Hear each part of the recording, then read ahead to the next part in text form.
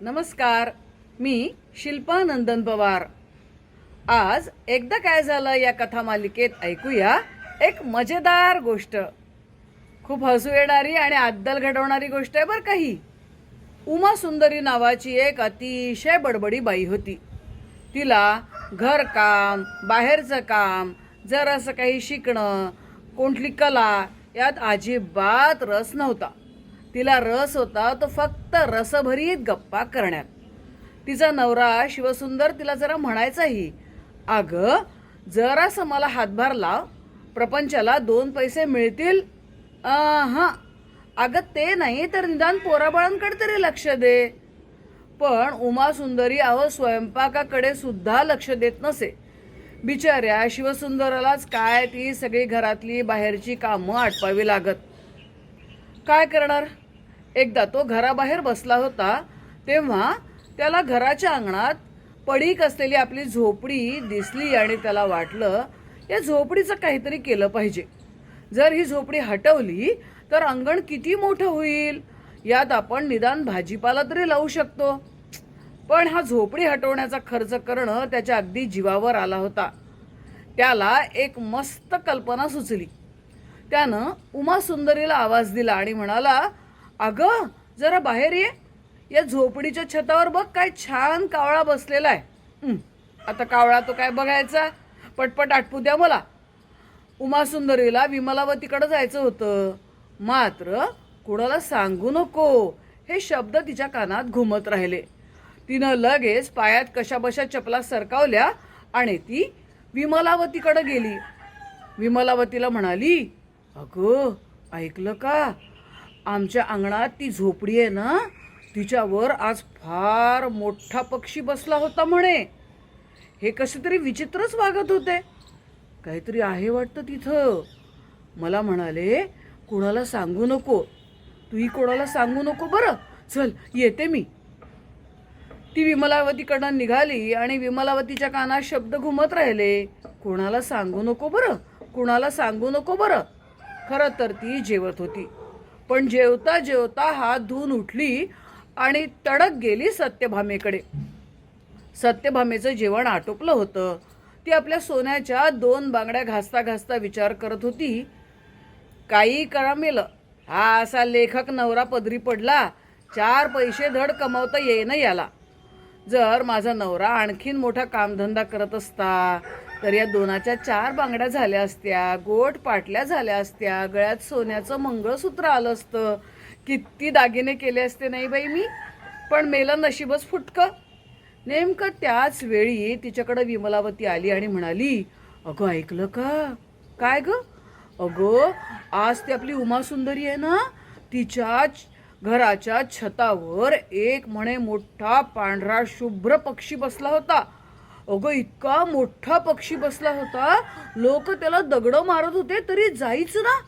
शेवटी कसा बसा हाकलला बाई एकदाचा. पण मला वाटतं तिथं नक्कीच काहीतरी दडलंय. म्हणून तर बघितलं ना तू, उमा सुंदरी काही आपल्याशी आजकाल धड वागत नाही पहिल्यासारखी. एवढ्या गप्पा बिप्पा मारायलाही कुठे येते, आली तरी लगेच काढता पाय घेते. हो पण तू सांगू नको हो कोणाला. अच्छा तू सांगू नको कोणाला, असं आहे होय. विमलावती गेली आणि सत्यभामा लगेच कडाडली. अहो ऐकलं का. कमलेश बिचारा लिखाणात मग्न होता, पण काही केल्या त्याला नवीन कल्पना सुचत नव्हती. तो म्हणाला, काय आहे. अहो ऐकलं का, त्या कमलेशच्या म्हणे अंगणात काहीतरी दडलेलं आहे. अहो थोडं तर काही कामधंदा करत जा. ती लोक आता श्रीमंत होतील, त्यांना गुप्त खजिना सापडेल आणि तुम्ही बसा मेला इथे लेखण्या मोडत. माझं नशीबच फुटकं. बरं बरं कमलेश म्हणाला खरा, पण त्याच्या डोक्यात त्या उमा सुंदरी आणि तिचा तो नवरा शिवसुंदर याचा रागच होता. सारख्या त्यांच्या गप्पा सांगून त्याची पत्नी त्याच्या डोक्याशी भुणभुण भुणभुण लावत होती. त्याला वाटलं यांना चांगलीच अद्दल घडवली पाहिजे. अहो राजाचा कडक कायदाच आहे तसा.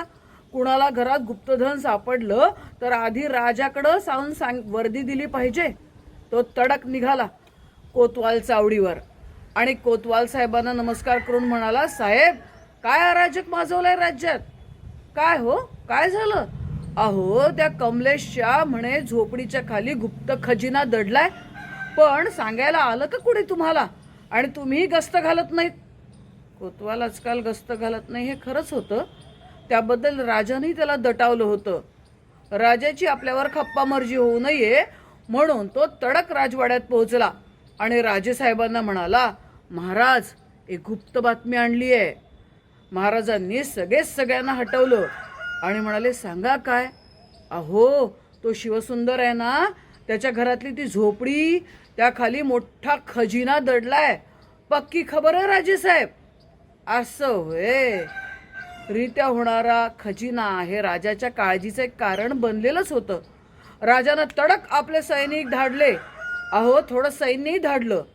बापरे, सकाळी सकाळी राजाचे सैनिक आपल्या घराकडं?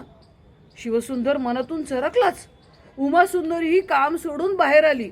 तशी काम करत नव्हतीच म्हणा. शिवसुंदर बिचारा घाबरा होत म्हणाला, काय काय झालंय? बघा, हे फरमान वाचा. काय लिहिलं होतं फरमानात? झोपडी पाडण्याचे ताबडतोब आदेश.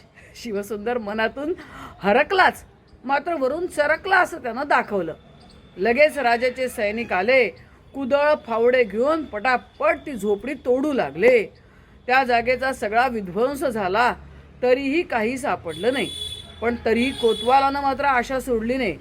तो म्हणाला, अहो, अजून जमीन खणली आहे कुठे?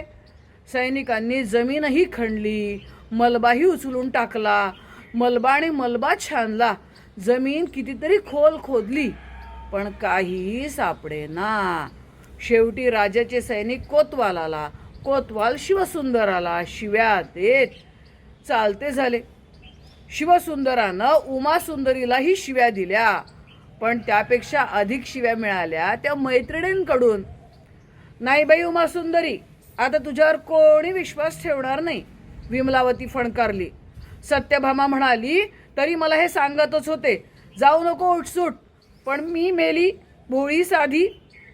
आता उमासुंदरींच्या गावगप्पांकडं कोणीही लक्ष देईनासं झालं.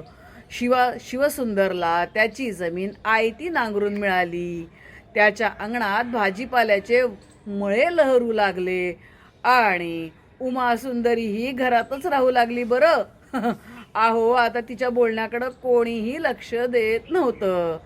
स्वयंपाक करणं आणि मुलांना सांभाळणं एवढंच काय ते काम तिच्याकडं उरलं होतं. तिला चांगलीच अद्दल घडली होती आणि शिवसुंदराला बायकोला अद्दल घडवल्याबद्दल छान बक्षीस मिळालं होतं. आवडली ना गोष्ट? मग आजपासून वर्गात, वर्गाबाहेर, ऑफिसमध्ये, घराशेजारी होणाऱ्या सगळ्या गावगप्पा थांबवणार ना? हो, उमासुंदरी व्हायचं आहे का तुम्हाला? नाही ना? मग करूया विचार आणि ठरवूया काहीतरी. धन्यवाद.